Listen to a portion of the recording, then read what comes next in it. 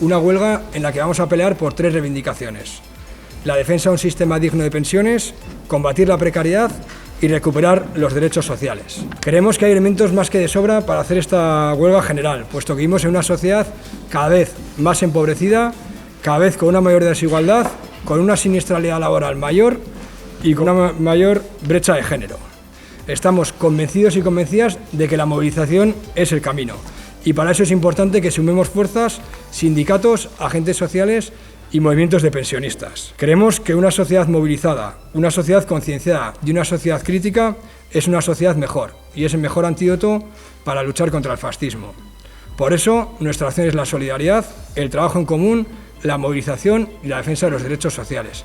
Egun hauetan entzuten ari gara Nafarroako kapitalak, patronalak eta enpresariek eskatzen dituzten neurriak beraien interesen aldekoak direla. Adibide bat jartzeagatik aipatu behar dugu patronalak egin duen eskaera zehatza eta gobernuari eskatu dio enpresarien patrimonioaren inguruko zerga ezabatzea.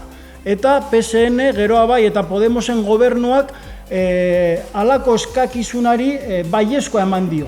Eta horren ondorioz parlamentura proposamen bat bideratu dio. Eta guretzat hau onartezina da.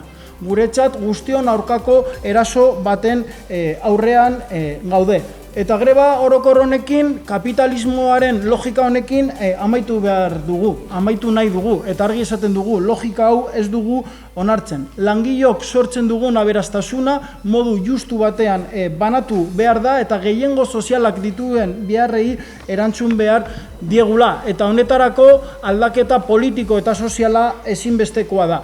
Eta honetarako aurrekontuak eta fiskaletatea ezinbestekoak izango dira. Guretzat gizarte demokratiko batean aurrekontuen osaketan parte hartzeko eskubidea izan beharko genuke.